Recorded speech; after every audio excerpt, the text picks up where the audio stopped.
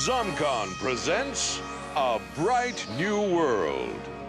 I knew in grade 8 that I wanted to work in the film industry. I knew as soon as I would graduate, that's what I would study in college. Load of moose. Let's go. Thanks for the moose, I think. When I was growing up in Armstrong, we made all of our own fun. So how many of you have ever had to kill a zombie? In ways that are probably still illegal under federal law. Sometimes we blew stuff up. Sometimes we lit things on fire. Where do you want to get shot? Typical boy fun. The moose in its natural habitat. Yeah. We should get a name for you before Mom does. Oh yeah, let's put him underneath the big fish. Ta-da. It kind of looks like it belongs. It kind of does, actually. How about Fido? Hi, I'm Diana Francis, and I'm here with writer Dennis Heaton in the beautiful town of Hope, which is kind of cool because it's National Canadian Film Day. It is. So why are we in Hope, Heaton? We're in Hope for two reasons. One, it is the home of the filming of First Blood with Sylvester Stallone, one of the best action movies of the 80s.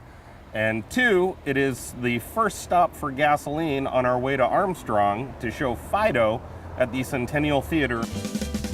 Why is Fido being shown for the first time in Armstrong? It is the childhood hometown of mine, but also we filmed a substantial portion of it in Armstrong. Come on! Any of the zombie characters from Fido inspired by characters you grew up with in Armstrong? I think for the purpose of this, it's best to say no.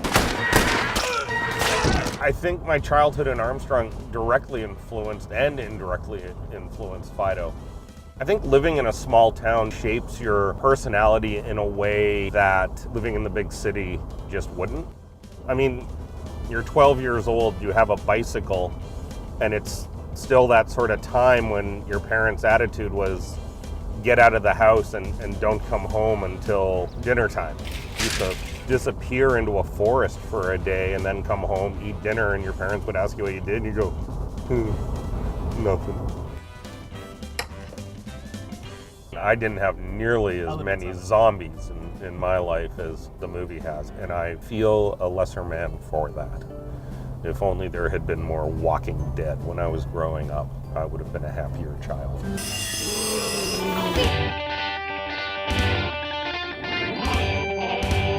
What is it about Armstrong that stays with me? I never remember a class or a lesson. I remember goofing off with my friends.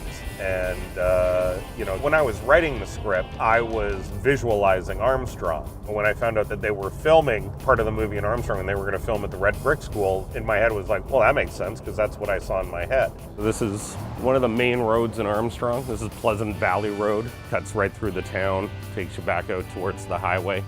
Whenever I would write the name of a street in a script, it was always based on those Armstrong streets. Just bringing back memories? Oh, yeah.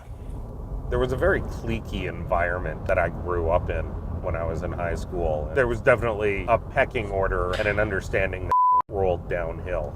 I'd say I was at the low end of the middle. I wasn't the most ostracized student, but I definitely wasn't a popular kid. Let me get up there. I don't think I was ever that thin again in my life. So you had curly hair? Yeah, big curly mop. Did you ever let it go like full fro? Oh yeah. So you're having some pretty good flashbacks being in here? No. I wouldn't say they're not good. I'm having a lot of flashbacks. Oh, geez. This is drama class, right? Nice. I didn't have a drama class when I was here. We only had a drama club. I'm Dennis Heaton. I'm a writer and executive producer. For 28 odd years, I've been working in the Vancouver film and TV industry. Do you have a screenplay? What's the next step if you're not in the industry yet? Your first step is to try and get an agent. For acting and writing and directing, having an agent's really important. The agent helps get you out there to the production companies and the studios. How hard is the first couple of years? Because I'm assuming you're not going to make a lot of money right away. Yeah. That's why I say you want to be working in the industry, because there are some jobs in the industry that are actually very easy to get into. So get a job as a production assistant, and then you're on set, And then you get a chance to talk to the writer or to the producer who might read your writing. Thanks, guys.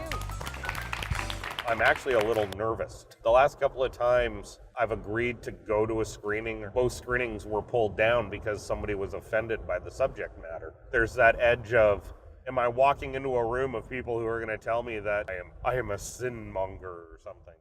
Hello, everybody. Welcome to the Centennial Theatre here in beautiful Armstrong, BC, for tonight's very exclusive screening of Fido, written by Armstrong's own Dennis Heaton. How about a big round of applause to get us started?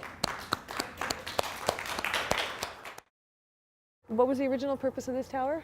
The original purpose of this tower was to transmit pirated HBO signal to the community. As a kid growing up who loved movies, it was quite frustrating to have no TV to watch. And I guess other people in town felt the same way, because this charity organization went out, bought a satellite dish and a radio tower, and started transmitting pirated HBO to the community.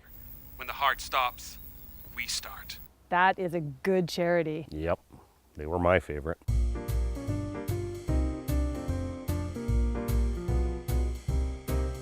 Thanks for showing me Armstrong. Oh, you're welcome. Yeah. You're welcome. It's Thanks for coming. a beautiful day to come up here, and cool to see your small town roots. Yep, yep. And it's cool to leave again.